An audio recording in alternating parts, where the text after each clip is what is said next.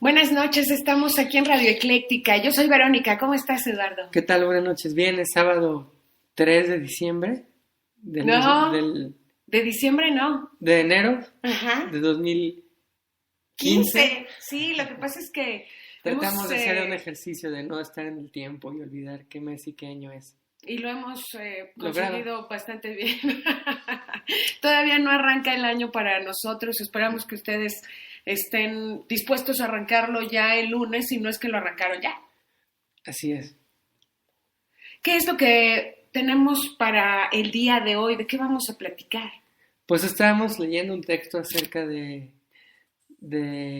cuál es el deber de los seres humanos en este mundo y una propuesta específica de una autora que decía que el deber del mundo el deber de los seres humanos en este mundo es el de pues reconocer la propia fragilidad, asumir que los seres humanos vivimos en el hilo prácticamente y aceptar eso un poco como una tragedia y eso nos va a dar humanidad. Entonces eso nos hizo pensar, bueno, eso de que es el deber de los seres humanos pues es una propuesta y otras, y entonces nos hizo pensar en la ética y en las posibilidades de los seres humanos de estar en este mundo y también de las posibilidades humanas de definir lo que somos, lo que nos hace ser humanos y lo que nos diferencia de otras especies. Entonces esas son preguntas interesantes que vale la pena hacerse siempre y que se han enmarcado en la ética, en esa rama de la filosofía que está dedicada al estudio pues, de las virtudes, del deber humanos, ¿no? Y cómo se pueden justificar racionalmente esas características. Entonces nosotros no vamos más bien vamos a ver qué podemos pensar y reflexionar en este gran marco que es el deber de los seres humanos en este mundo, ¿no? Claro.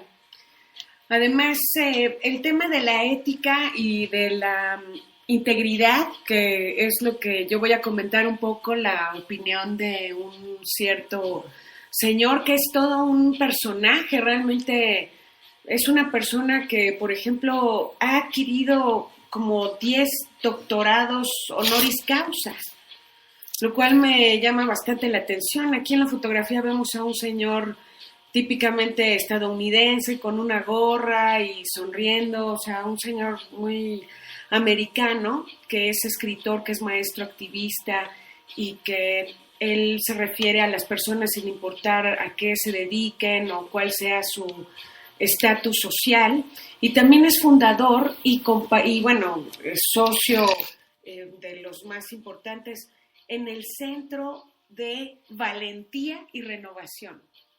Imagínate un centro de valentía y renovación, Courage and Renewal en inglés. Sus libros incluyen otros tantos. Ya tiene doctorado en sociología en la Universidad de California en Berkeley y tiene 11 doctorados honoríficos más bien, ¿no? Honoríficos.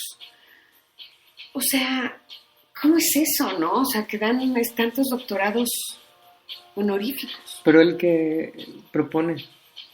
Pues él más que nada tiene que ver mucho con la educación y se le ha nombrado uno de los 30 más influyentes líderes maduros en la educación superior y uno de los 10 más importantes reguladores en todo lo que tenía que ver con la educación en la década pasada. Ha recibido bastantes premios que, bueno, esos, créanme, parece que son importantes.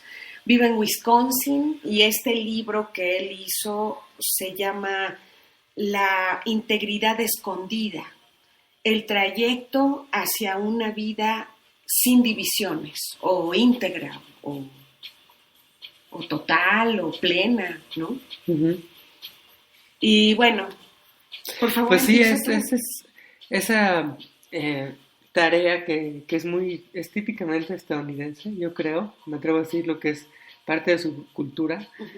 La de generar manuales instructivos, libros de autoayuda, de reflexión, de una que podríamos denominar ética práctica.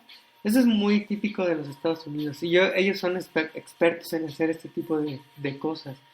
y ellos pues creo que hay una práctica cultural que tiene que ver con la ética, que es justamente de lo que queremos platicar hoy. Eso que se ha llamado las tecnologías del yo o el gobierno sobre sí mismo, como definición de la ética, es un ejemplo muy claro, sin hablar de la filosofía. Eso es justamente este tipo de cosas, de los manuales, de los libros que te permiten proyectarte como ser humano, ¿no? Cómpralo, léelo, pon en práctica ciertos principios y mejora como persona. Ellos son muy buenos creadores de esas tecnologías del yo. Y también la del Al-Anon, que es el asunto de los alcohólicos anónimos, vinculado. También es un ejemplo. Eso fue creado en Estados Unidos por dos mujeres. Una de ellas, esposa de quien a su vez habría creado Alcohólicos Anónimos, unos 15 años anteriormente a la creación del Al-Anon.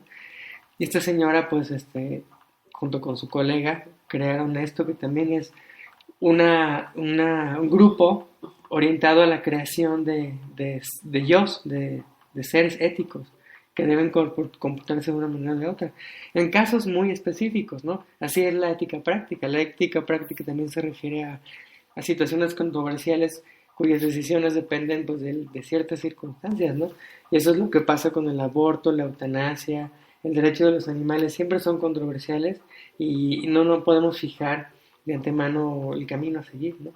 De este modo ocurre también en estas instituciones e ideas como este libro, ¿no? Sobre mecanismos para ser seres humanos éticos, ¿no? Sí. De hecho, yo pienso que toda esta forma de hacer los instructivos puede ser muy bien llevado a cabo por ciertas personas que les guste seguir pasos. Y también yo te puedo decir que incluso cuando uno muchos alumnos podrán decir lo mismo, aunque estés en una escuela de filosofía o estés en un curso o estés en un grupo donde se filosofe y se hable de ética y se hable de integridad y todas estas cosas, aún así las mismas personas de ese grupo están todo el tiempo cometiendo errores.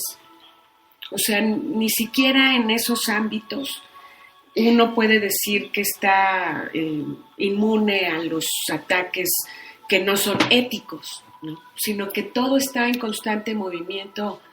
Es también aceptar que hay una parte que nunca va a estar totalmente inmaculada, ¿no? O sea, nosotros podemos tener muy buenas intenciones, pero no entendemos lo que están haciendo los demás también están haciendo su mejor intento, hay unos que sí son malos definitivamente.